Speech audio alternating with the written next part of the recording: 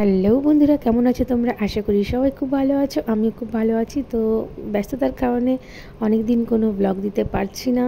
সত্যি একদমই সময় হয়ে উঠছে না, কারণ পুচকুটাকে নিয়ে একটু ব্যস্ত থাকি।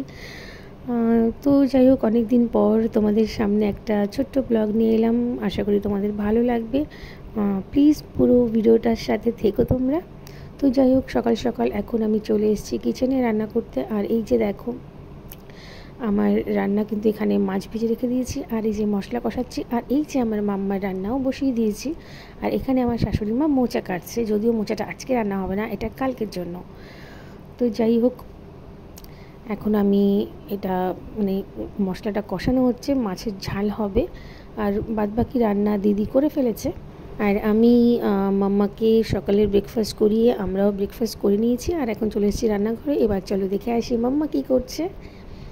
এই যে দেখো, এখন মাম্মা কিন্তু ওর দাদাভাইয়ের সাথে, ছোট দাদাভাইয়ের সাথে খেলা করছে। আর এখানে আমার ছেলে সূর্য গেম খেলছে। যেহেতু আজকে সানডে, আজকে ছুটি আছে, তো ওরা বাড়িতেই আছে। আর বাড়িতে সারাদিন বোনকে নিয়েই ওদের কেটে যায়। তো এই সময়টা কিন্তু মাম্মা বেশিরভাগ টাইমে ঘুমোতো, কিন্তু যেহেতু এখন আস্তে আস্তে ও বড়ো হচ্ছে, আর ঘুমটাও কিন্তু ওর আস্তে আস্তে কমে যাচ্ছে। তো যাই হোক, একটু পরে ওকে স্নান করিয়ে দেবো। আর চলো দেখিয়ে দিই আজকে রান্না বান্না কী হয়েছে আমাদের বাড়িতে। তো এই যে হচ্ছে দেখো, কুমড়ো ভাজা, মিষ্টি কুমড়ো ভাজা, আর এখানে আছে ফলি মাছ দিয়ে উচ্ছের একটা ঝোল, আর এখানে করেছি কাতলা মাছের ঝাল। আর এই যে আমার মাম্মার খিচুড়ি রেডি, ওটা ঠান্ডা করতে রেখে দিয়েছি, এরপরে মিক্সিতে দিয়ে ওকে খাইয়ে দেবো। তার আগে ওকে নিয়ে এলাম স্নান করাতে। আর এখন যেহেতু গরম পড়েছে, ওকে কিন্তু আমি দুবার স্নান করাই।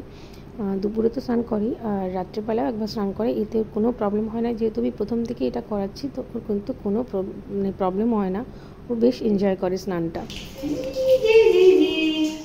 মাম্মা সোনা স্নান করবে, মাম্মা সোনা স্নান করবে, আমার মাম্মা স্নান করবে।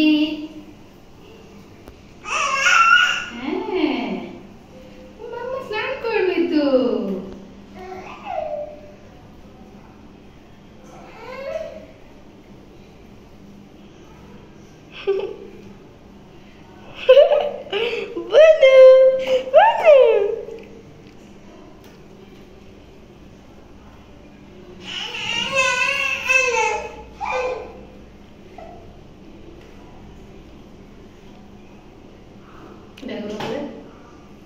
এই যে দেখো, আমার মাম্মা স্নান হয়ে গেছে। এখন ওকে জামাটা পরিয়ে দিয়ে মাথাটা একটু আঁচড়ে তারপরে ওকে খাইয়ে দেবো।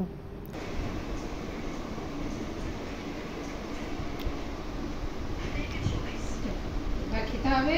বাবা বোনকে দেখো, আমি খাবার নিয়ে আসবো।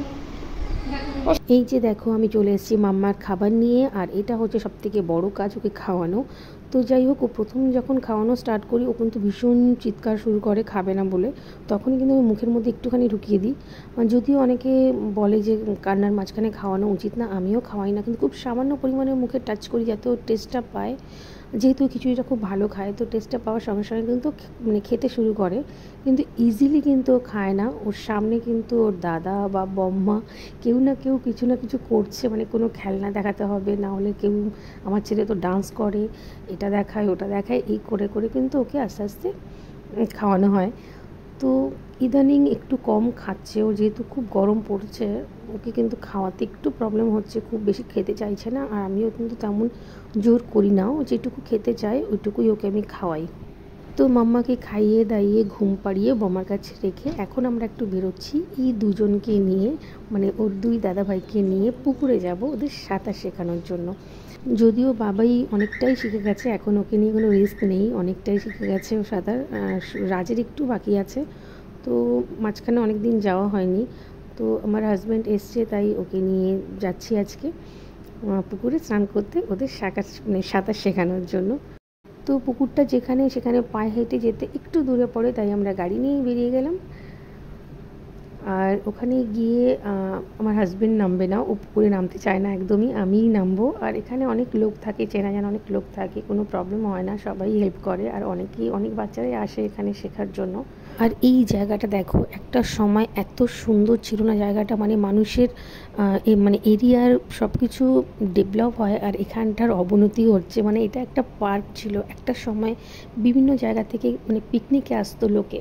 আমরা অনেকবার এসেছি এখানে পিকনিক করতে, স্লাইডার ছিল, দোলনা ছিল, অনেক কিছু ছিল, খুব সুন্দর ছিল জায়গাটা। সেটাতে পুরো একদম সব শেষ হয়ে গিয়ে পুরো জঙ্গলে ভর্তি হয়ে গেছে, শুধু পুকুরটাই ঠিকঠাক আছে।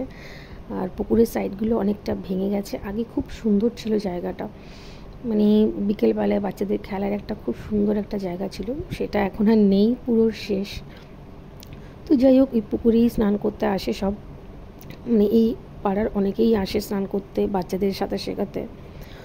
তো এটা বেশ বড় পুকুরটা, আর অনেকটা পর্যন্ত যেহেতু মানে ঠাঁই পাওয়া যায়, যার জন্য এখানে কিন্তু সাঁতার শেখার জন্য একদম পারফেক্ট।